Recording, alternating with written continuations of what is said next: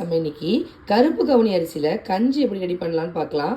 அதுக்காக நான் 1 கிலோ போல் கருப்பு கவுனி அரிசியை நல்லா ஒரு 3லேருந்து 4 டைம் வாஷ் பண்ணிவிட்டு இப்போ சோக் பண்ணி வச்சுருக்கேன்.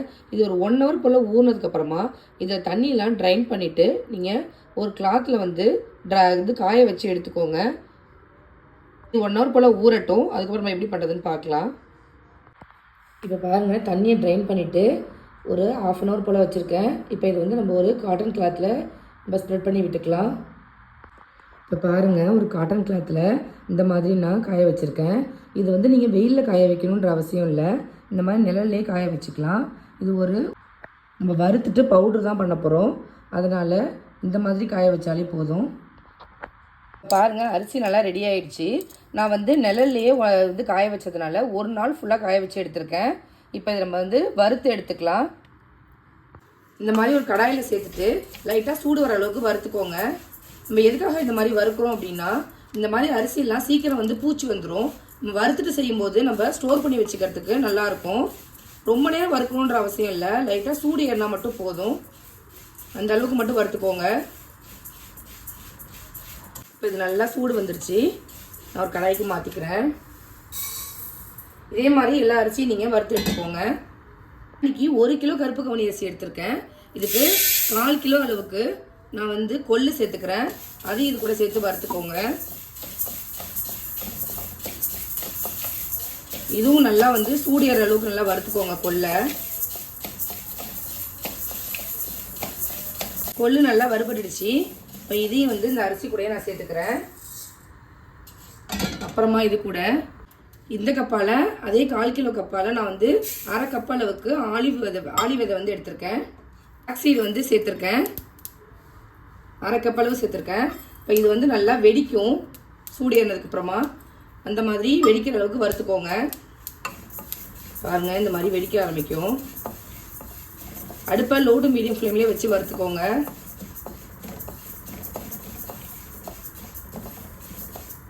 பாருங்க, இப்படி வெடிக்க ஆரம்பிக்குதுன்னு. இந்த மாதிரி வெடிக்கிற ஸ்டேஜில் இதையும் நான் அந்த அரிசி கூடயே சேர்த்துக்கிறேன். கடைசியாக இது கூட 25 கிராம் அளவுக்கு மிளகு சேர்த்துக்கிறேன். உங்கள் காரத்துக்கு தகுந்த நீங்கள் சேர்த்துக்கோங்க. இதையும் சேர்த்து நல்லா ரோஸ்ட் பண்ணிக்கோங்க.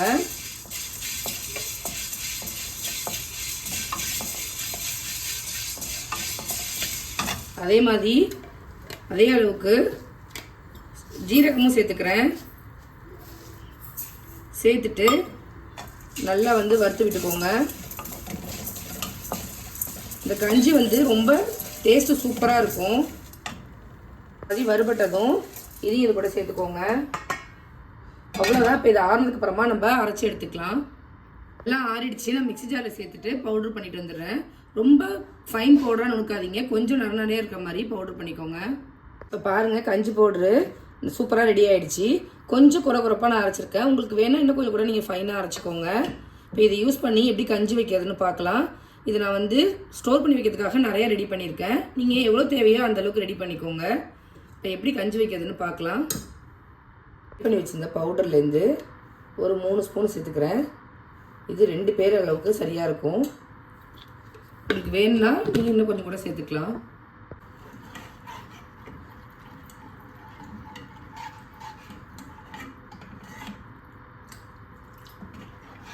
உங்களுக்கு இது வந்து கஞ்சி வந்து எந்த அளவுக்கு வேணுமோ அந்தளவுக்கு தண்ணி சேர்த்துக்கோங்க. கொஞ்சம் தண்ணியாக வேணும் அப்படின்னா நிறைய தண்ணி சேர்த்துக்கோங்க. கொஞ்சம் திக்காக வேணும் அப்படின்னா குறைச்சிக்கோங்க. இப்போ சேர்த்துட்டு ஸ்டவ்வை ஆன் பண்ணிக்கலாம். கஞ்சி கொதிக்க ஆரம்பிக்கட்டும். இது ஒரு 15 நிமிஷம் போல் ஆகும் கொதிச்சு வெந்து வரத்துக்கு.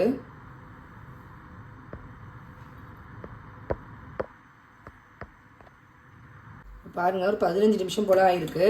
நல்லா சூப்பராக கஞ்சி வெந்து வந்திருக்கு. இந்த மாதிரி வெந்து வந்ததுக்கப்புறமா நம்ம அதில் உப்பு சேர்த்துக்கணும். இது கூட நம்மளுக்கு வேறு எதுவுமே தேவைப்படாது. ஆல்ரெடி நம்ம இதில் மிளகு ஜீரகம்லாம் சேர்த்து தான் செஞ்சுருக்கோம். உங்களுக்கு வேணும் அப்படின்னா நீங்கள் கொஞ்சமாக தயிர் சேர்த்துக்கலாம். அப்படி இல்லை அப்படின்னா ஏதாவது கிரேவி கூட தொட்டு சாப்பிட்டுக்கலாம்.